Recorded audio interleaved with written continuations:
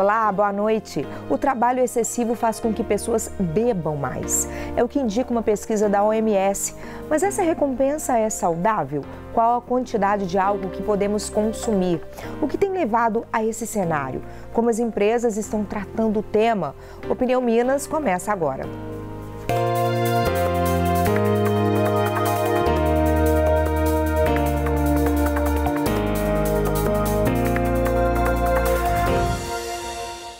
Nossos convidados de hoje são o Dr. Alexandre Araújo Pereira, que é psiquiatra, e Milta Rocha, especialista em recursos humanos, carreira e coach.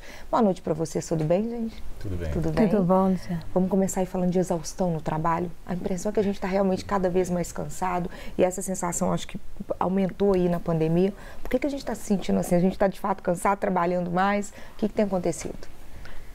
Olha, eu acho que está todo mundo trabalhando mais. Tem gente trabalhando de casa, né, com a possibilidade aí do trabalho remoto.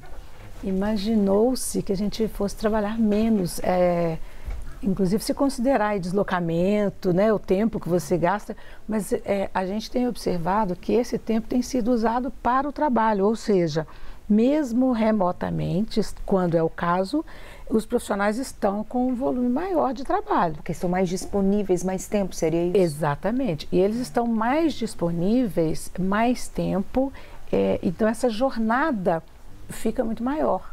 Então, por exemplo, se numa empresa você tem horários específicos para as refeições, por exemplo, o café, para um almoço, em casa, você pode, digamos, desrespeitar um pouco isso, você pode flexibilizar isso. E às vezes você continua ali no trabalho e não tem muita coragem de dizer, olha, agora eu preciso parar.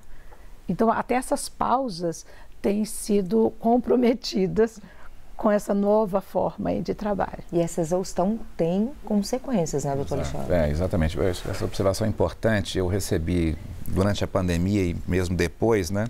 Está exatamente nessa fase de ajuste de locais de trabalho, etc. E uma das questões foi exatamente essa. As pessoas começavam a entrar em exaustão porque elas não conseguiam organizar os seus horários pessoais. Então, assim, uma pessoa que está hoje, isso já é uma realidade, né? A questão do trabalho híbrido. Eu tenho observado que alguns clientes que começaram só, né, a trabalhar em casa, começaram a ter algumas dificuldades.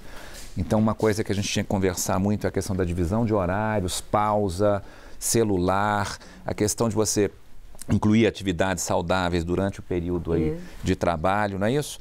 Você levantar, não ficar trabalhando de pijama, ou seja, organizar de uma maneira que gere uma certa rotina, né? É extremamente importante. Algumas pessoas se perderam nessa questão, né? Com o trabalho agora, no retorno ao trabalho presencial e algumas vezes um trabalho misto, as pessoas agora estão se readaptando melhor e estão se reorganizando, eu acho, melhor um pouco. Mas eu acho que nós estamos numa fase de transição, né? Mas é importantíssimo isso que ela falou, quer dizer, no sentido de que nós temos que organizar um horário que não gere a exaustão, né? O esgotamento, que é exatamente o risco que a gente pode correr. Existe um ideal, quando a gente fala de esgotamento e exaustão, de quantidade de horas mesmo trabalhadas, gente, por dia? Olha, é claro que a gente tem um limite, né? Nós não somos máquinas, né, doutora Alexandre? Nós somos máquinas. Todos nós temos capacidade, sim, inclusive para trabalhar em exaustão e trabalhar sob pressão, mas dentro de um determinado limite. É claro que em determinado momento da vida, a gente vai trabalhar mais, você tem que se dedicar mais, às vezes virar noite, é natural. O problema é quando isso ocorre com frequência e quando não há períodos de folga. Então, por exemplo, essa questão do trabalho híbrido, todos nós estamos aprendendo isso. Mas, por exemplo, uma pessoa que está trabalhando remotamente, ela inclusive tem uma preocupação em ficar logada e pronta o tempo inteiro, ainda que ela não esteja preparada, né, como foi falado aqui, uma vestimenta, uma postura, um mobiliário, inclusive em casa, para você se sentar adequadamente para o trabalho, né? Mas ela tem uma necessidade, isso tem acontecido muito, de estar pronta o tempo todo, porque ela não está sendo vista. Numa equipe, você vê que estão todos trabalhando, aí você dá uma levantadinha, vai ao banheiro, você toma um café, todo mundo está vendo que estão todos juntos aí. Então, até esse tipo de atividade tem sido trabalhada hoje com as lideranças, como fazer a gestão acompanhar o trabalho dessas pessoas sem causar esse estresse desnecessário, sabendo que todos estão trabalhando, independente de estarem ali no mesmo ambiente físico. Nossa cobrança em cima da gente. Exatamente. E essa mão é pesada. É verdade. A mão da gente sobre a gente é muito pesada. Quando a gente fala em exaustão, doutor Alexandre, em excesso de trabalho, a gente tem quais consequências na nossa saúde mental, por exemplo? É ansiedade, é estresse? Quais são essas consequências mesmo? Exato. Com essa questão do burnout, que é o esgotamento, né? Inclusive entrou agora na classificação internacional de doenças recentemente, isso pode gerar consequências importantes, como ela falou bem, né? Isso depende muito da cronicidade do processo. Então, assim, momentos que você precisa se dedicar um pouco mais intensivamente não é o problema. A questão é quando isso torna-se um hábito, né? A pressão fica constante, contínua. Isso gera impacto físico, orgânico, né? Alterações de níveis de cortisol e outras questões, neurotransmissores, etc., isso começa a ter um impacto importante. Então você começa a ter sintomas de ansiedade, cansaço, fadigabilidade, não é isso? Começa a ter dificuldade para dormir, para se alimentar. De ansiedade? São sintomas de ansiedade? Também, alguns também, né? A ansiedade, eu diria, aquela antecipação o tempo todo, né? Aquela preocupação antecipatória. E aí você começa a ter sintomas físicos desagradáveis, né? Sensação realmente de fadigabilidade, de cabeça cheia, enfim. Então, tudo isso pode gerar um mal-estar importante, né, que precisa de um retorno aí, um reequilíbrio, né? Daquela ansiedade, né, doutor, que não é boa. Porque tem uma ansiedade que é boa, que faz a gente produzir, querer que as coisas aconteçam, né? Exato. Mas uma que passa pelo medo, pelo excesso de preocupação com o amanhã, o que vai acontecer. E todos nós estamos vivendo mudanças aí muito importantes na vida e no mundo do trabalho e das profissões. E é natural que aconteçam ansiedades, que a gente sinta medo. É muito natural isso. E esse cenário ele é diferente para os homens e para as mulheres? Porque tem um recorte da pesquisa que mostra que as mulheres tiveram os piores resultados aí nos índices de exaustão, preocupação constante e volume de demanda. Vocês têm percebido isso? Eu acho que faz sentido ainda por conta, talvez, do processo de divisão de trabalho, né? Houve melhoras, avanços, acho que a gente tem conseguido. Eu tenho visto, por exemplo, um consultório que casais trabalham, né, em casa, por exemplo, tem crianças. Há uma necessidade de dividir ali o tempo de cuidado, né, com a casa, com os filhos, etc. Houve um período aí de transição importante e isso tem acontecido, mas é possível que ainda a gente tenha resquícios e problemas ligados a essa divisão do trabalho, né? E o que você acha? Eu acho isso também. Assim, eu não tenho notado essa diferença. O que eu percebo é que a mulher naturalmente fala um pouco mais. Então a mulher, ela acaba expressando isso de uma maneira mais natural que o homem. E os homens estão sentindo isso também, mas eles não têm a mesma facilidade para expressar, ou, por exemplo, para pedir ajuda, não é verdade? É verdade. E talvez por isso esse recorte maior para as mulheres, né? Eu acho que no final todos nós, né, sofremos com essas questões e precisamos cuidar disso da mesma forma. E a relação do consumo de álcool e excesso de trabalho, um vai levando ao outro mesmo, gente? Eu acho que isso é muito individual, né? Eu acho que vai depender um pouco da situação de cada um. E aí as pessoas buscam algumas soluções, né? Soluções mais imediatas seriam exatamente uma certa anestesia a partir de uso de determinadas substâncias, né? Então, por exemplo, o álcool, né? A gente sabe que os homens consomem maior volume de drogas em geral do que as mulheres. Em relação ao álcool, em torno de uma proporção de mais ou menos de 4:1, né? Então não é incomum, muitas vezes, que os homens principalmente se apeguem a essa questão do álcool para lidar um pouco com a ansiedade, com a tensão, né? Isso gera prazer, de certa maneira, etc.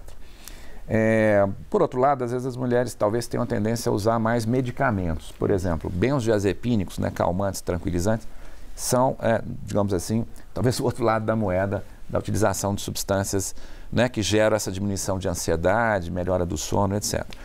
Então, eu acho que as pessoas têm que ficar atentas. Na pandemia, eu observei um pouco isso, né? Houve realmente, possivelmente, um maior consumo de substância por conta...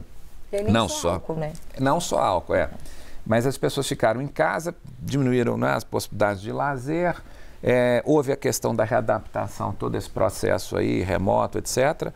Então, houve, né, tem alguns dados mostrando um pouco isso, o consumo maior de substâncias em geral, né?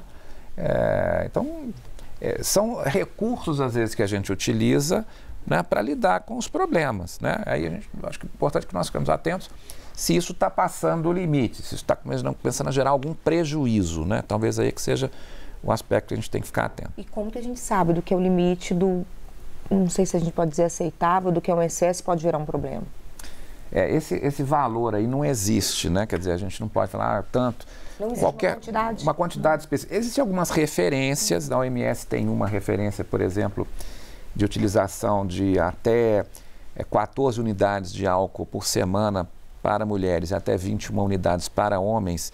Não seria talvez, na média, né, um consumo muito arriscado, né? Seria um consumo relativamente seguro. O que seria mais ou menos, uma unidade que eu falo seria uma dose, meia dose de destilado, um chopp ou uma taça de vinho. Esses são equivalentes, né?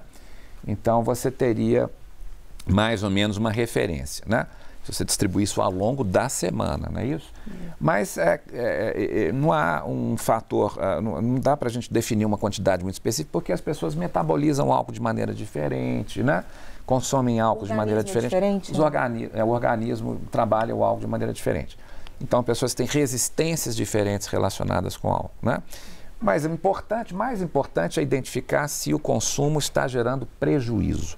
Prejuízo físico, prejuízo relacional, ou seja, se as relações começam a ter dificuldades. A gente sabe que o álcool está relacionado, por exemplo, com maior índice de violência doméstica, esse é um ponto importante. Acidentes também automobilísticos, então, problemas com relação ao trabalho, por exemplo, absenteísmo no trabalho, né? Então, essas questões é que a gente tem que identificar, ou seja, se o padrão de consumo, que às vezes era um padrão de hábito sem, né, que causasse nenhum problema, passa então a causar alguma dificuldade. Então, isso é que a gente tem que ficar atento, né? E eu acho que é importante também a gente entender, pensar em qual é o papel desse álcool, por exemplo, né? Da medicação, enfim, de qualquer droga, lícita, ilícita, não importa. Qual que é o papel? Eu estou buscando prazer, é uma fuga, porque, por exemplo, para fuga, tem gente que trabalha excessivamente e não dá conta de fazer outra coisa. O trabalho é uma forma, né, de se preencher, de se manter ocupado. Então é assim, eu não tenho tempo para nada. O workaholic, por exemplo, ele praticamente não tem vida pessoal. Ele só pensa no trabalho. E aí, quando ele tem dificuldade no trabalho, quer dizer, as atividades foram suspensas no início, ninguém sabia o que ia acontecer. Bom, e agora o que eu faço da minha vida? E assim, então que papel é esse? Porque quando é por prazer, por exemplo, tem gente que come demais, né? Então a comida, porque comer é prazeroso, né?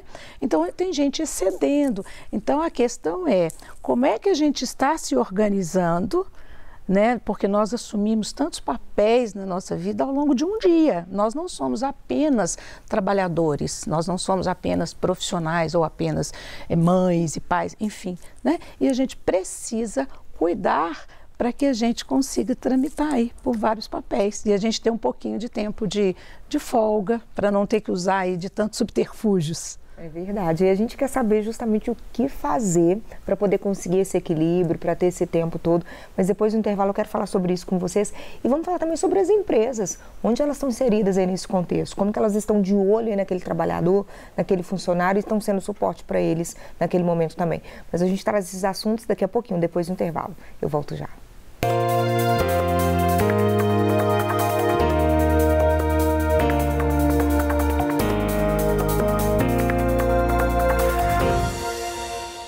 Estamos de volta e falando hoje sobre a relação entre jornada excessiva de trabalho e aumento no consumo de álcool. Os nossos convidados são o Dr. Alexandre Araújo Pereira, psiquiatra, e Milta Rocha, especialista em recursos humanos, carreira e coach. Doutor Alexandre, a gente falou muito sobre essa questão, esse comportamento do trabalhador, às vezes uma fuga ali no álcool, outras drogas. Em consultório, as pessoas têm dificuldade de relatar isso. Quando elas chegam, elas conseguem expressar isso. E que orientação é possível ser dada?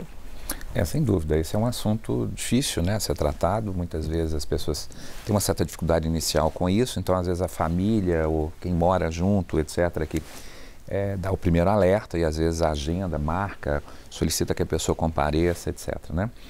Então, essa é uma primeira barreira. Eu acho que identificar que a pessoa está tendo alguma dificuldade, conversar com ela, quem for mais próximo, conversar com ela. Não no momento que a pessoa está intoxicada, que aí não funciona bem, mas no momento que a pessoa está bem. Olha, estou observando isso, aquilo, seu comportamento mudou, estou preocupado com o consumo de algo. O que você acha? O que você está percebendo? Mudança? Né?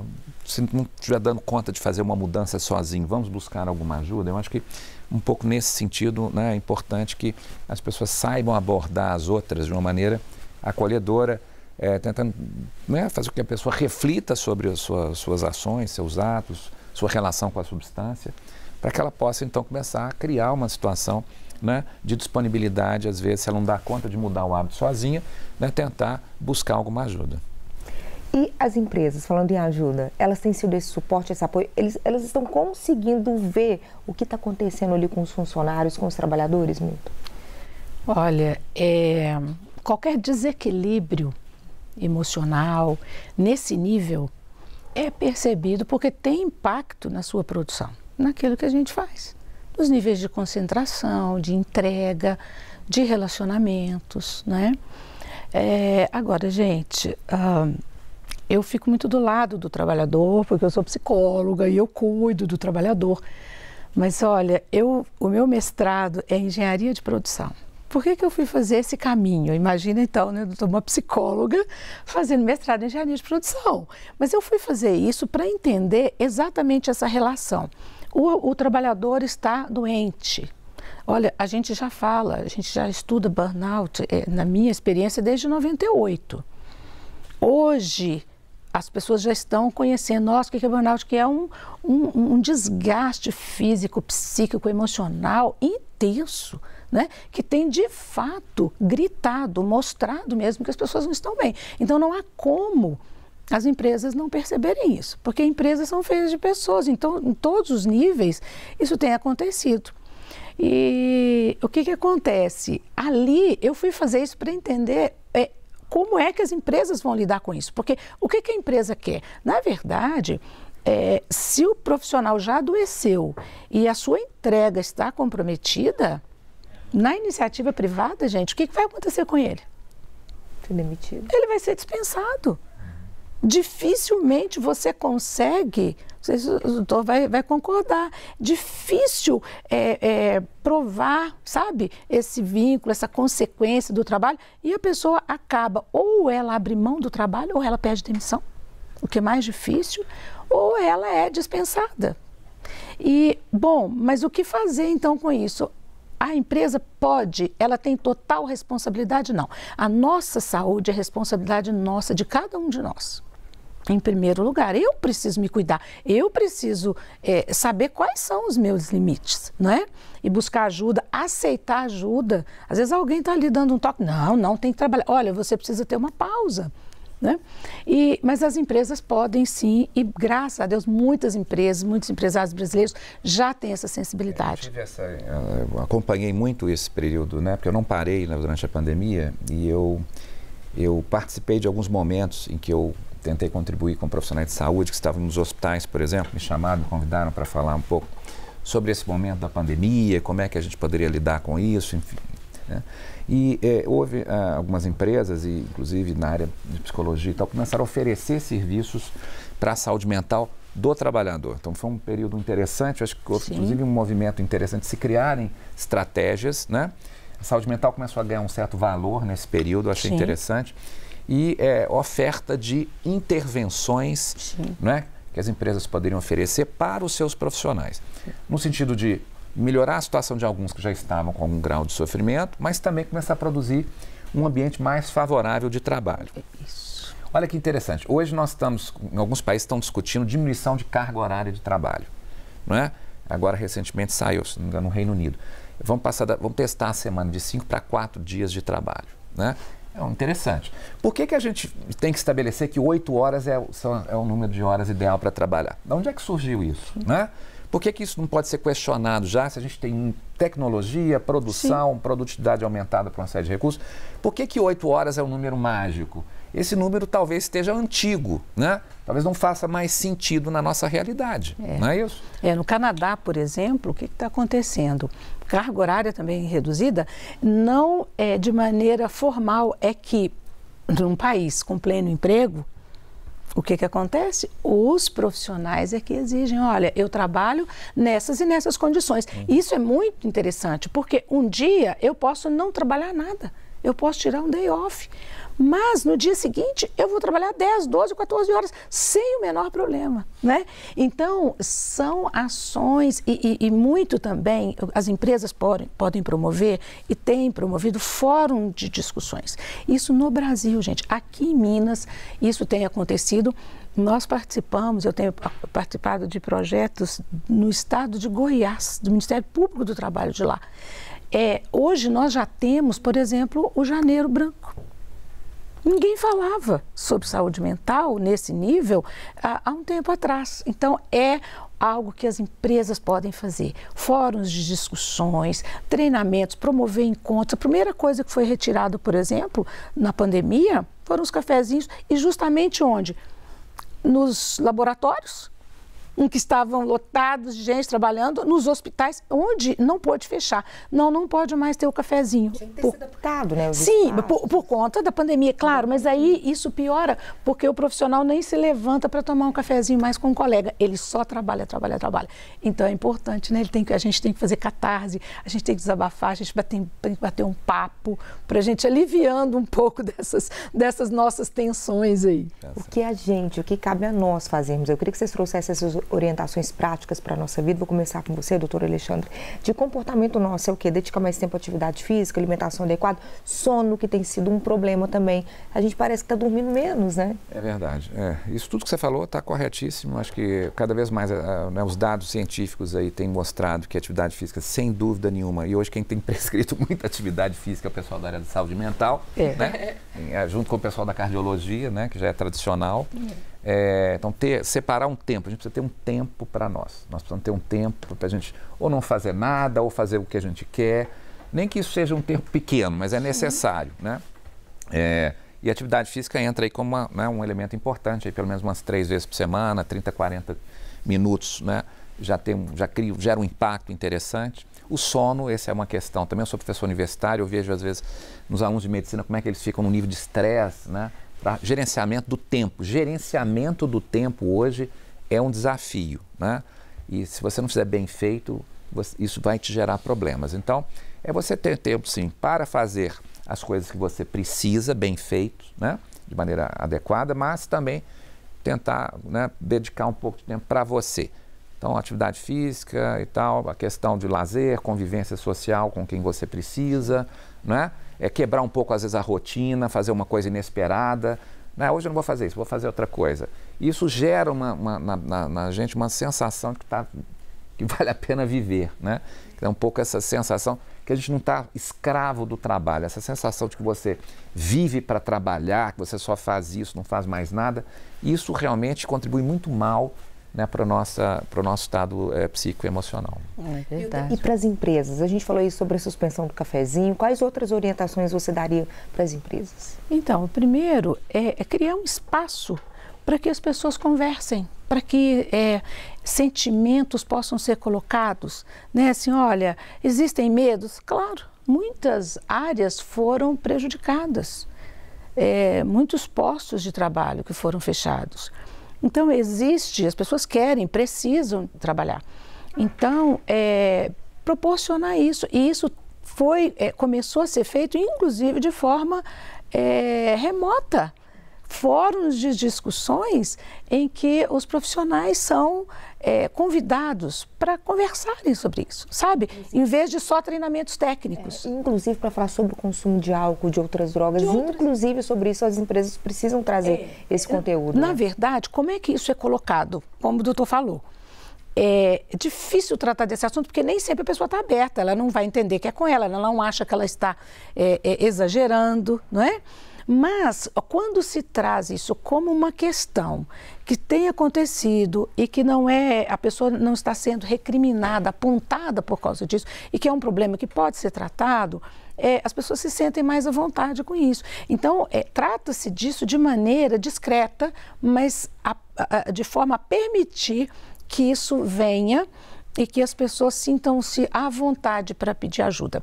E aí, nessas reuniões, nesses fóruns, né, de debates, discussões, trazem informações. Olha, eventualmente, se você tiver uma pessoa em casa que esteja precisando, olha aqui, né? Um contato, é assim que funciona. Então, isso abre outra coisa. Não se podia fazer festa, e a gente é festeiro, né, mineiro, então não se podia fazer festa. Então, vamos fazer uma festa diferente? Aí as pessoas, por exemplo, estavam trabalhando no primeiro ano da pandemia, trabalhando online, a gente falou, olha, vamos fazer uma festa junina na Caixa. Então, comprou-se tudo, sabe? Mandou um chapéu, cada funcionário recebeu um chapéu, uma comidinha, pipoca, estava todo mundo de câmera lá, de chapéu, de palha, e quer dizer, trazendo um pouco de leveza também para o ambiente. É isso, ter um pouco de leveza na vida. É isso aí. Gente, muito obrigada pelas orientações aqui para a gente hoje, doutora Alexandra. Muito obrigada, Milton, muito obrigada. Boa noite para vocês. Obrigada a você também pela companhia. Uma ótima noite.